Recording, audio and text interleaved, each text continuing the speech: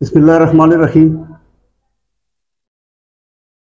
आज हम एक नेक दीनी तालीमी मरकज़ फैज़ान इल्म के रुए रवां कारी अब्दुल ज़बूर साहब उनके मदरसा में मौजूद हैं, जो हाल ही में शुरू हुआ है। तो आज उनसे बात करेंगे इस नए मदरसे की बुनियाद रखने की ख्वाहिश कैसे पैदा हुई और इसको शुरू करने में कुछ मुश्किलात भी आई हैं, नहीं आई हैं, या इसको आगे चलाने का क्या तरीक़ाकार होगा, तलबा की दिलचस्पी क्या है, अहले इलाका की इसमें दिलचस्पी है नहीं है, या इलाका के जो मुअज़्ज़िज़ीन हैं वो अपने बच्चों को इस दीनी तालीम की तरफ राग़िब करने में कितनी दिलचस्पी रखते हैं। तो वक्त हाज़िर में दुनियावी तालीम के साथ साथ दीनी तालीम को हासिल करना भी नौजवान नस्ल और बच्चों के लिए उतना ही ज़रूरी है जितनी दुनियावी तालीम है।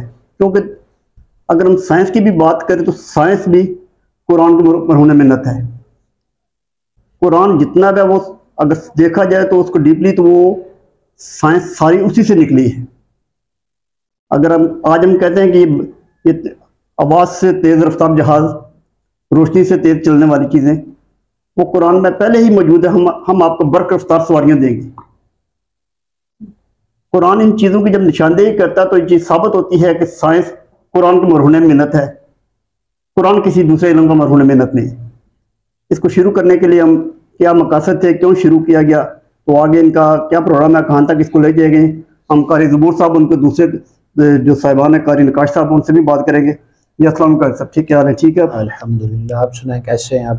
अल्लाह का शुक्र है जी। सबसे पहले तो मैं आपका मशकूर हूँ कि आप हमारे मदरसा फैज़ानुल कुरान अकेडमी में तशरीफ़ लाए। तुलबा की तरफ से, मैं अपनी तरफ से, भाई नकाश की तरफ से आपको खुशामदीद कहता हूँ। आपकी दीनी खिदमात, दीनी महफ़िल के जो आप रिकॉर्डिंग करते हैं वो किसी से ढकी छुपी नहीं है। जहाँ आप दुनियावी मामलात पे डिस्कस करते हैं वहाँ आप दीनी मामलात पर भी माशाल्लाह बहुत डिस्कस करते हैं। आप सल्लल्लाहु अलैहि वसल्लम की हदीस पाक खैरुकुम मन तअल्लमल कुरान व अल्लमह, तुम में से बेहतरीन शख्स वो है जो कुरान सीखे और सिखाए। बस इस एक हदीस पाक पर अगर इंसान अमल करे तो इंसान की ज़िंदगी बेहतर हो सकती है, दीनी भी और दुनियावी भी बेहतर हो सकती है। तमाम तर मामलात सरकार दो आलम सल्लल्लाहु अलैहि वसल्लम की इसी हदीस में हैं कि तुम में से बेहतरीन शख्स वो है जो कुरान सीखे और सिखाए। अल्हम्दुलिल्लाह सुम्मा अल्हम्दुलिल्लाह। अल्लाह के फजल करम से माँ बाप ने शुरू से ये तरबियत की थी कि बेटा हमने आपको दीन की तालीम के लिए वक्फ़ किया है, दीन की तालीम के लिए हमने आपको घर से चुना है। और मैं अपने माँ बाप की ख्वाहिश और अपने खुश नसीबी पर फ़ख्र करता हूँ कि इस पुरफितन दौर में जहाँ माँ बाप अपनी औलादों को दूसरे मामलात में आगे लेकर चलना चाहते हैं, अल्हम्दुलिल्लाह मेरे वालिदैन ने मेरी रहनुमाई की और मेरे अजीज़ व अक़रबा ने मेरी रहनुमाई की कि मुझे इस तरफ राग़िब किया। और अल्हम्दुलिल्लाह आज से नहीं, तकरीबन आज से 35 साल कबल ये मैं सिलसिला शुरू किया था दर्स व तदरीस का, तो चल रहा हूँ। बस यही है कि अल्लाह पाक अगली मंजिलें भी हमारी आसान करे। दुनियावी मामलात इंसान बहुत बढ़ चढ़ करता है, लेकिन दीनी मामलात की तरफ जो इस वक्त अल्हम्दुलिल्लाह हमारे उलमा बहुत दीनी काम कर रहे हैं। बस एक ये जज्बा लेकर निकले हैं।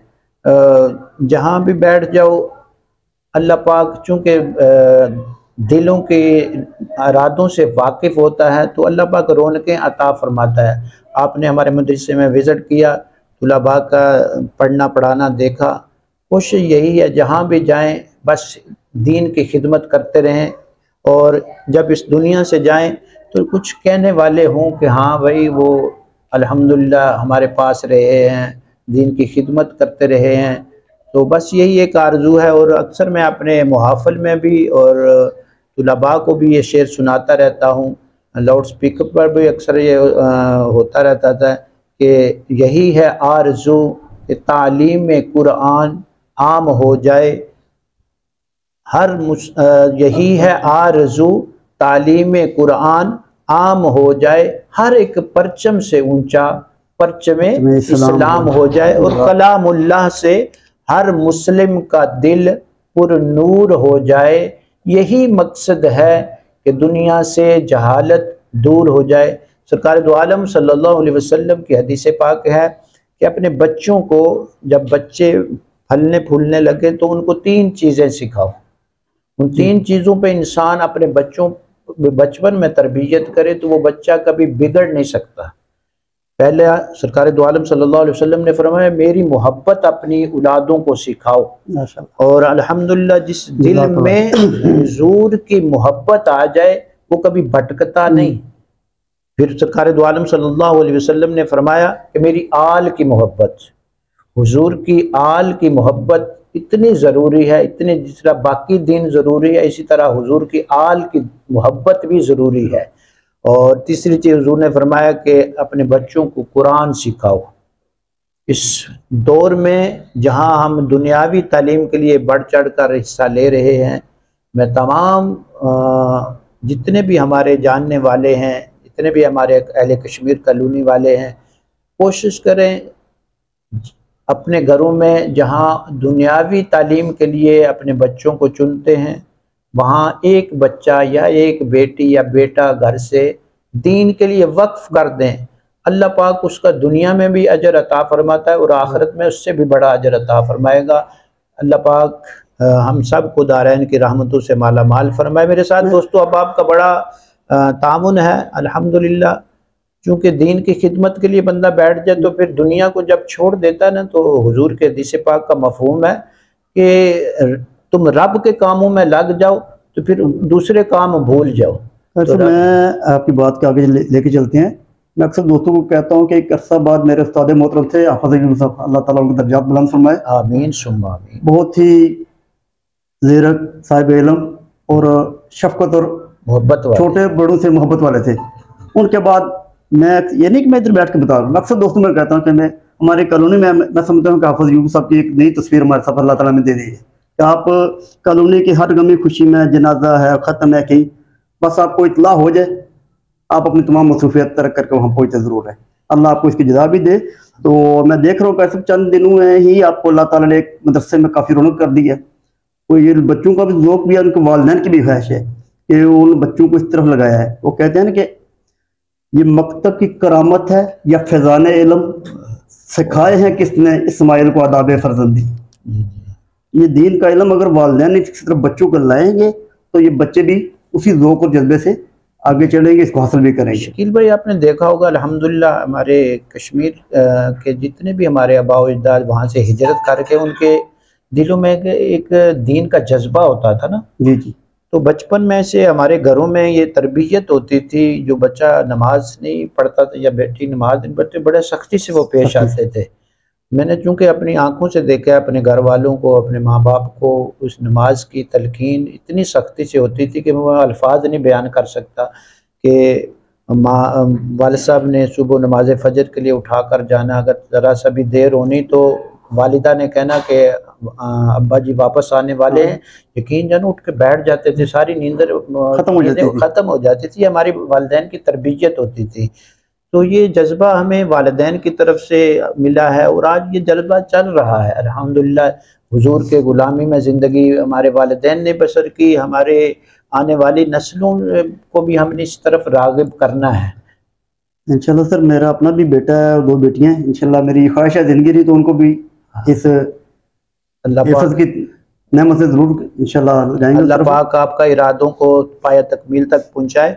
क्योंकि मोमिन की ये सिफ़त है कि मोमिन जब दिल से कोई इरादा करता है तो अल्लाह पाक उस इरादे की भी नेकी अल्लाह फरमाता है। ये मुसलमान की अल्लाह पाक का बड़ा करम है। हमारे इलाके की बहुत बड़ी इल्मी शख्सियत है, अल्लाह ताला उनके दर्जात बुलंद है। कारी हनीफ साहब, उनके माशाल्लाह 8 बेटे हैं, 8 के 8 उन्होंने हाफ़िज़ कुरान और दीन इल्म के वक़्फ़ की और माशाल्लाह बेहतरीन खिदमत अंजाम दे रहे हैं। बहुत खिदमत है उनकी भी, उनके आगे औलादों को भी, बल्कि उनके पोतों के भी आगे सिलसिला चल रहा है।